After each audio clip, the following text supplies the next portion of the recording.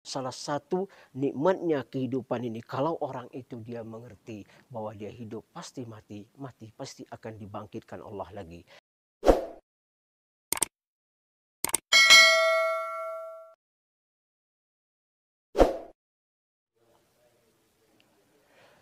Bismillahirrahmanirrahim. Assalamualaikum warahmatullahi wabarakatuh. Innal hamdalillah nahmaduhu wa nasta'inu nastaghfiruh wa na'udzu billahi min syururi anfusina wa min sayyiati a'malina. May yahdihillahu fala mudhillalahu wa may yudlil fala hadiyalah. Wa asyhadu an la ilaha illallah wahdahu la syarika wa asyhadu anna Muhammadan abduhu wa rasuluh. Allahumma salli ala nabiyyina Muhammadin wa ala alihi wa sahbihi sallam wa man tabi'ahum ila yaumil tab'atsun, amma ba'. Ikhwatul iman, ukhtul mu'minah, pemirsa yang dimuliakan Allah SWT, alhamdulillah. Kembali pembahasan kita ambil ikhwatul iman tentang kematian dan juga bagaimana wajib kifayah ini kita melaksanakannya, dan terutama mandi, kafan, dan sholat. Maka ikhwatul iman, kalau kita bicara tentang kematian, pasti orang tidak akan suka. Tapi ketahuilah, hidup itu pasti kita mati. Mati pasti kita hidup. Kama qala Allah Ta'ala di dalam surat Al-Baqarah, kaifa takfuruna billah wa kuntum amwatam fa ahyakum thumma yumitukum thumma yuhyikum thumma ilaihi turja'un.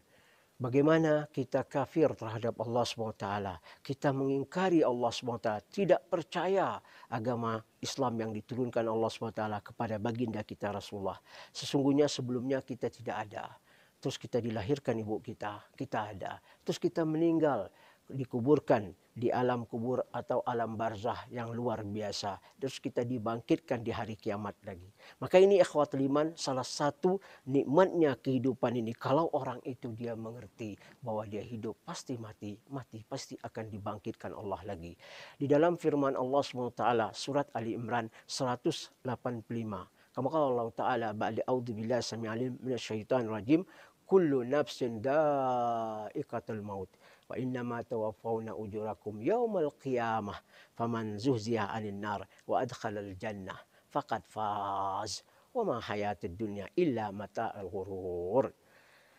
Ayat ini menjelaskan setiap yang bernapas, yang berjiwa pasti akan mengalami kematian. Dan ini salah satu bagaimana kita hidup di dunia ini hanya sifat sementara. Liyabluwakum ayyukum ahsanu amala wa liyaktabarakum ayyukum ahsanu amala. Artinya dalam kehidupan kita ini kita dalam keadaan ujian. Ujian yang mana di dunia ini kita bisa sukses atau tidak sukses tergantung diri kita. Apakah kita bisa mengambil kebaikan ini supaya kita memiliki bekal akhirat. Kata Allah Subhanahu wa taala, wa innama tawaffawna ujurakum. Sesungguhnya amal-amal, pahala-pahala, ganjaran itu disimpan Allah di hari kiamat. Faman zuhziha 'anil nar, barang siapa yang digeser atau dijauhi dari lubang api neraka, dia telah mendapat keuntungan dan dimasukkan Allah ke dalam surga. Dan sesungguhnya kehidupan dunia ini hanya daya tipu saja, sebentar saja. Ayat surat Al-Imran ini menjelaskan kita. Di dalam surat Al-Anbiya, Allah Subhanahu wa taala berfirman, kama qala Allah Ta'ala, kullu nafsin dha'iqatul maut wa nabluukum bi khairi wa syarri fitnah wa ilaina turja'un. Setiap yang berjiwa, yang bernapas pasti akan mengalami kematian. Dan itu semua kata Allah SWT di dalam ayat ini menjelaskan, kami ujikan mereka kebaikan atau kejelekan yang mana kita mendapati dalam kehidupan kita di dunia ini, itu semua fitnah. Fitnah dalam arti kata bagaimana kita menyikapi, mengambil dalam fitnah ini. Fitnah yaitu harta, anak, kedudukan, semua itu kalau kita bisa menyikapi, dan itu adalah orang yang paling hebat, yang paling mulia. Kama qala Allah Ta'ala, innama amwalukum wa azwajukum wa auladukum fitnah fahdharu. Sesungguhnya harta, anak, istri itu adalah fitnah. Hati-hatilah bagaimana kita menyikapinya. Dan ini kata Allah, dan kepada kamilah kalian akan kembali. Kalau kita bisa menjalankan ujian ini dengan betul-betul mengambil kebaikannya, kita akan sukses. Ini.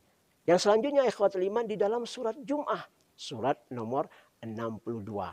Surat 62 ayat yaitu 8. Kama qala Allah Ta'ala, Qul innal mauta alladhi tafirrunahu fa innahu mulaqikum thumma turadduna ila alimul ghaibi wasyahada fayunabbi'ukum bima kuntum ta'malun. Kata Allah SWT, sesungguhnya kematian yang engkau lari itu pasti akan mendatangi kita.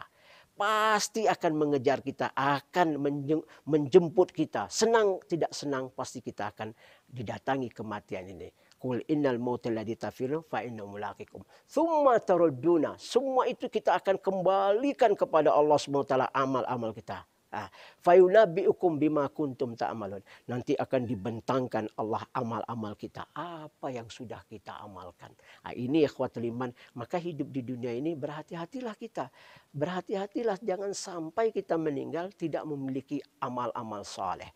Kama kala Nabi SAW di dalam hadis Abu Hurairah muttafaqan alaih, qal hak muslim alal muslim khamsun. Hak muslim sesama muslim adalah 5. Satu, ikhwatul iman, raddul salam, menjawab salam. Yang kedua, i'adatul marid.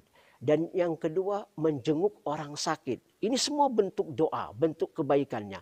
Yang ketiga, atba'a janaiz, mengiringi jenazah. Ini juga ikhwatul iman. Ini salah satu kita memiliki kewajiban ketika ada yang meninggal, kita mengiringi jenazah.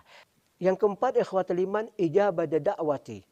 Ya, ini memenuhi undangan ketika ada acara tetangga kita, saudara kita penuhkan undangan. Yani kita datang ke rumahnya memenuhi undangan. Ini salah satu hak muslim sesama muslim. Yang kelima, tasmitul atish, yaitu ketika ada yang orang bersin, kita menjawabnya ketika dia menyebut alhamdulillah yarhamukallah. Ini salah satu hak muslim sesama muslim. Hadis ini muttafaqan alaih. Mari ikhwatul iman, ini baru bab pertama kita bahas tentang kemarin, nanti kita akan bahas tentang bagaimana yaitu menyalati dan mendoakan orang-orang yang mayit itu. Mudah-mudahan amal ibadah kita diterima oleh Allah SWT. Billahi taufiq. Assalamualaikum warahmatullahi wabarakatuh.